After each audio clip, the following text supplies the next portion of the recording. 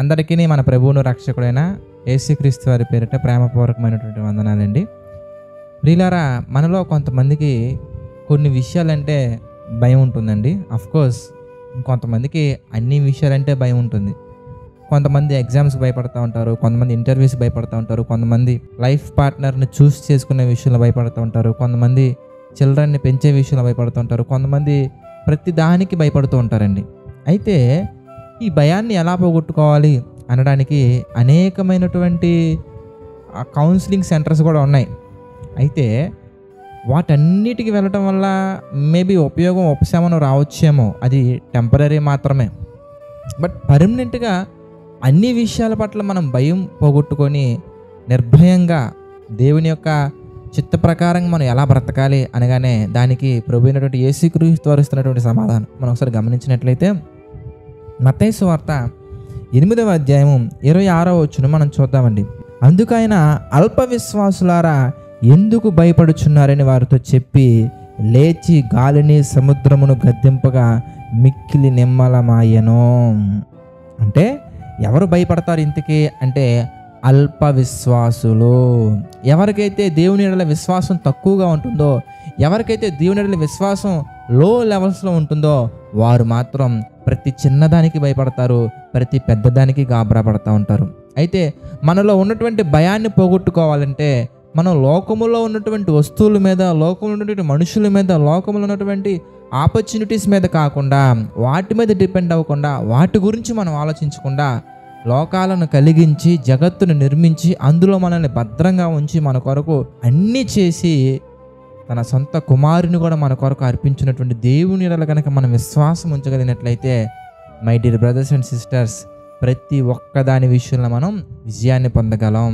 మరి విశ్వాసం ఎలా వస్తుంది బ్రదర్? నాలో ఉన్నటువంటి అల్ప విశ్వాసాన్ని ఎలా పోగొట్టుకోవాలి? నాలో ఉన్నటువంటి అల్ప విశ్వాసాన్ని నేను ఎలాగా అధికమైనటువంటి విశ్వాసం ఎలా మార్చుకోవాలి? నేను ఒక నిజమైన విశ్వాసం ఎలా రూపుదిద్దుకోవాలి బ్రదర్? నా యొక్క వ్యక్తిగత జీవితాన్ని, నా యొక్క భక్తి జీవితాన్ని దేవుని చిత్త ప్రకారం ఎలా మలుచుకోవాలని మీరు ఆలోచించినట్లయితే సింపుల్ అండి, వెరీ సింపుల్. దేవుని యొక్క చిత్త ప్రకారంగా మనం ప్రార్థనాపూర్వకంగా సిద్ధపడి బైబిల్లో ఒక వచనాన్ని మనం ధ్యానించినట్లయితే ఒక విషయం మనకు అర్థమవుతుంది. రోమిలికి రాసినటువంటి పత్రిక 10వ అధ్యాయం 17వ వచనం మనం చూస్తే, కాగా వినుట వలన విశ్వాసము కలుగును, వినుట యేసుక్రీస్తు వారిని గురించినటువంటి మాటల వలన కలుగును. అంటే మనం వాక్యాన్ని వినే విషయంలో కనుక ముందుగా ఉండి అనేకమైనటువంటి దేవుని జ్ఞానానికి సంబంధించిన విషయాలు మనం వింటే కనుక మనలో విశ్వాసం అనేది బలపడుతుంది, మనలో విశ్వాసం అనేది అభివృద్ధి పొందుతుంది. మనం నిజమైనటువంటి విశ్వాసులుగా మారగలం, విశ్వాస వీరులుగా మనం మారగలం. అప్పుడు లోకాన్ని మనం జయించగలం, లోకాశలను మనం జయించగలం.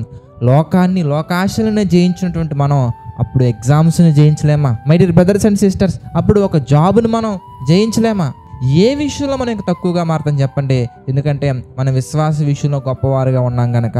విశ్వాసమును బట్టి my dear brothers and sisters ఎరుకో గోడలు కూలేను, విశ్వాసమును బట్టి ఎర్ర సముద్రము పాయలాయను, విశ్వాసమును బట్టి సూర్యుడు చంద్రుడు కూడా ఆగిపోయేంత గొప్ప విజయం మన యెహోషువ గారు పొందినట్టుగా మనం చూడొచ్చు.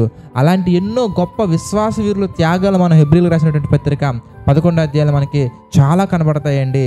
అయితే మనం ఏం చేయాలో తెలుసా?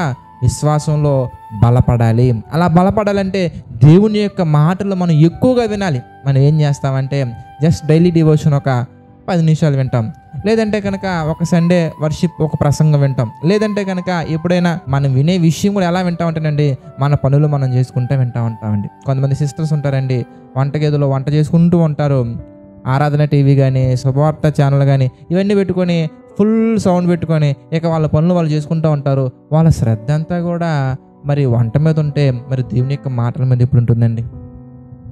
కనుక మనం ఏం చేయాలంటే దేవుని యొక్క వాక్యం వినడం అంటే ప్రియులారా మన పనులు మనం చేసుకుంటూ వినడం కాదండి.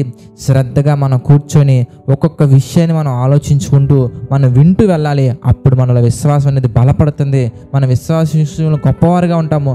అప్పుడు దేనికి మనం భయపడకుండా ప్రతి విషయంలో మనం విజయాన్ని పొందుకోవచ్చు. కనుక నేటి నుంచి ప్రతి ఒక్కరు అలా ప్రయత్నించి దేవుని యొక్క చిత్త ప్రకారంగా అనేకమైన విషయాల్లో దేవుని కృపను బట్టి విజయం పొందుకుంటారని ఆశిస్తున్నా. ఈ మాటలు ముగిస్తున్నాను, ప్రార్థన చేసుకుందామండి. ప్రేమగల తండ్రి, దయగల దేవ, అనేకమైన విషయాలు మాకు తెలియజేసి మీ చిత్త ప్రకారం నడిపిస్తూ మమ్మల్ని ప్రోత్సహిస్తున్నందుకు కృతజ్ఞతాస్తుతులు చెల్లించుకుంటున్నాం తండ్రి. ఈ డైలీ డివోషన్ మేకింగ్లో మా తండ్రి సహకారంలో నిలబడుతున్న ప్రతి ఒక్కరిని మీరు జ్ఞాపకం చేసుకోండి తండ్రి. ఈ జేసీ టెంపుల్ పరిచర్యకు మా తండ్రి ఆర్థికంగా మా తండ్రి సహకారం నిలబడుతున్న ప్రతి ఒక్కరిని మీరు పేరు పేరున జ్ఞాపకం చేసుకుని దీవించిన తండ్రి. ప్రార్థన ద్వారా కూడా మా తండ్రి సహకారం నిలబడుతున్నటువంటి వారిని మీరు జ్ఞాపకం చేసుకుంటూ దీవించిన తండ్రి. ఆర్థిక ఆరోగ్య మానసిక సమస్యల ప్రభావ కృంగినటువంటి వారిని ప్రతి ఒక్కరిని మీరు దీవించండి, ఆశీర్వదించండి, బలపరచండి తండ్రి. తండ్రి మీ చిత్తమైతే ఇంకా అనేకమైన విషయాల ప్రభావం మేము మీ యొక్క పిల్లలుగా మా తండ్రి మారి మిమ్మల్ని సంతోషపెట్టినట్లుగా సహాయం చేయండి తండ్రి. నమ్మకంగా యథార్థంగా మీకు పరిచయం చేస్తున్న ప్రతి ఒక్కరిని మీరు దీవించండి, ఆశీర్వదించండి, బలపరచండి తండ్రి. సమస్త మహిమ ఘనత ప్రభావాలు మీకే చెల్లించుకుంటూ ప్రతి ఒక్కటి మీ చిత్త ప్రకారంగా మా అందరి జీవితంలో జరిగించమని వేడుకుంటూ మా ప్రభువును రక్షకుడైన యేసుక్రీస్తు వారి పేరిట ప్రార్థన అడిగి వేడుకొనుచున్నాము తండ్రి. ఆమెన్. అందరికీ వందనాలండి. God bless you all.